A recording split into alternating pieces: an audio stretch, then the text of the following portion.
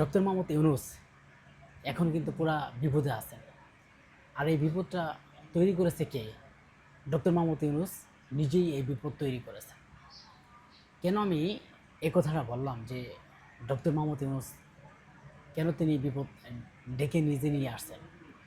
আপনারা জানেন, বিশেষ করে ডক্টর মোহাম্মদ ইউনূসকে বারবার বিভিন্ন জায়গায় ঝামেলা হচ্ছে। ডক্টর ইউনূস ক্ষমতা নেওয়ার পর থেকেই বিভিন্ন রাজনৈতিক দলের মধ্যে বিভ্রান্তকর এবং দেশের মানুষ যেভাবে হত্যা হচ্ছে বা মারামারি হচ্ছে, কাটাকাটি হচ্ছে এবং বিচার নিয়েও বিভিন্ন জায়গায় মানুষের একটা ক্ষোভ আছে। আপনারা জানেন, বাংলাদেশের মানুষ এবং বিভিন্ন রাজনৈতিক দল, বিশেষ করে বিএনপি, তারা চেয়েছিল যে আপনার তাড়াতাড়ি একটা বাংলাদেশে নির্বাচন হোক। আর এই বিএনপিকে বাংলাদেশের কিছু কিছু মানুষ, বিভিন্ন কিছু রাজনৈতিক দল, তারা বলেছিল যে আগামী ক্ষমতায় যাওয়ার জন্য পাগল হয়ে যাচ্ছে বিএনপি। বিএনপি ক্ষমতায় যাবে তার জন্য দিশাহারা। কিন্তু আজকে দেখেন কি হচ্ছে দেশের ভিতরে। আগামী নির্বাচন নিয়ে একটা ষড়যন্ত্র চলছে।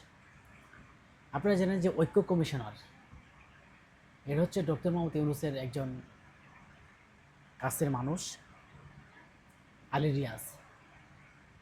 তিনি আমেরিকা থাকতেন, আমেরিকা থেকে তাকে নিয়ে এবং বাংলাদেশের এ জায়গায় বসিয়েছেন। এবং বাংলাদেশের যে বেশিরভাগ উপদেষ্টা আছেন, ডক্টর মোহাম্মদ ইউনূসের কিন্তু এলে গড়ানো। কারণ তার আত্মীয় স্বজন অমুক তমুক যারা আছে তাদেরকে এখানে তিনি বসিয়েছেন।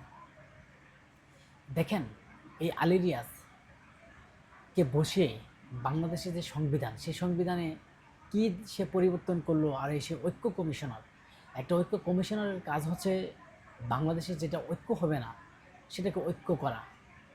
আর তিনি এমন একটা পদ্ধতি চালু করে গেছেন যে সব রাজনৈতিক দলকে এটা মিলে তিনি ঐক্য করতে পারে নাই। আবার তিনি একটা সংবিধানে একটা কথা বলেছেন যে সংবিধানে এমন একটা উল্লেখ করেছেন যে কি, যে কোনো একটা জিনিস বা যে কোনো একটা সংবিধানে এই দাবি, এটা যদি না মানা হয় তো অটোমেটিকভাবে কিছুদিন পরে এটা রায় হয়ে যাবে আরেকটা। আরে কেউ মানলো না, এটা রায় হয়ে গেলো, হঠাৎ করে এমনি একটা রায় হয়ে যাবে।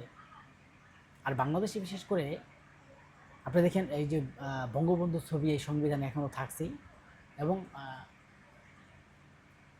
আগামী জাতীয় নির্বাচনের আগেই সেই গণভোট নিয়ে বিশেষ করে বাংলাদেশে একজন নড়ে চড়ে বসেছে এবং এক কথায় বিরাট ঘটনা ঘটে যাচ্ছে। বিশেষ করে এখন ডক্টর মোহাম্মদ ইউনূস কোন পথে যাবে এবং কোন পথে হাঁটবে?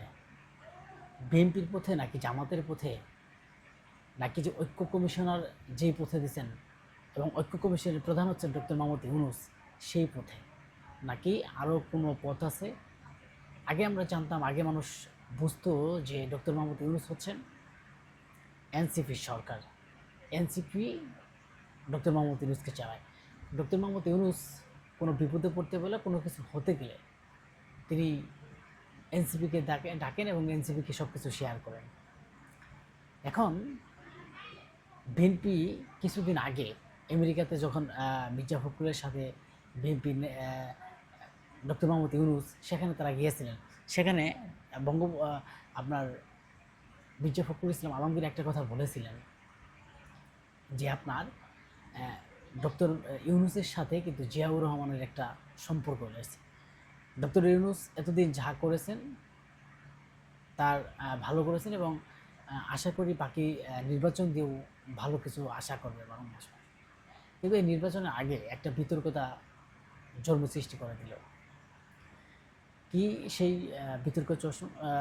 বিতর্কটা? সেটা হচ্ছে আপনার গণভোট নিয়ে।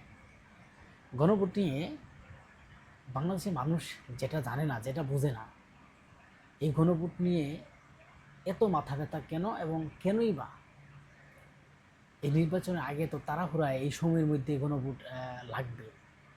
এখন তিনি বলছেন যে বিদেশি শক্তি বাংলাদেশে কাজ করছে, আগামী নির্বাচনকে বানচাল চেষ্টা করছে।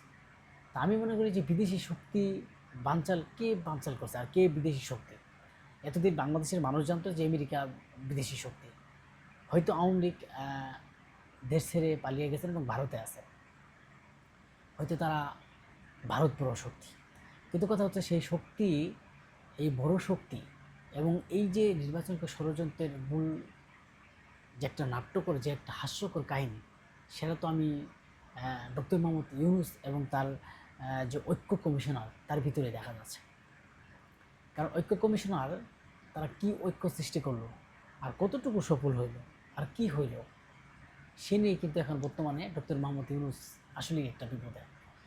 কারণ এখন যদি গণভোট নির্বাচন আগে না দেয়, তাহলে জামাত বলবে যে বিএনপি যেটা বলছে সেটাই হলো।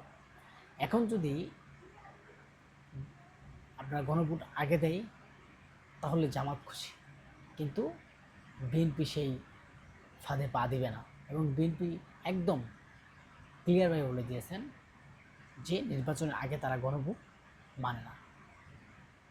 তাহলে যদি বিএনপি মানে না, তখন বাংলাদেশের রাজনীতি কোন পথে যাবে এবং বাংলাদেশের রাজনীতি কী হবে, তখন কিন্তু একটা নিজেদের মধ্যে একটা লিপ্ত হয়ে যাবে, খুনাখুনি মারামারিতে একটা লিপ্ত হয়ে যাবে, যে কারণে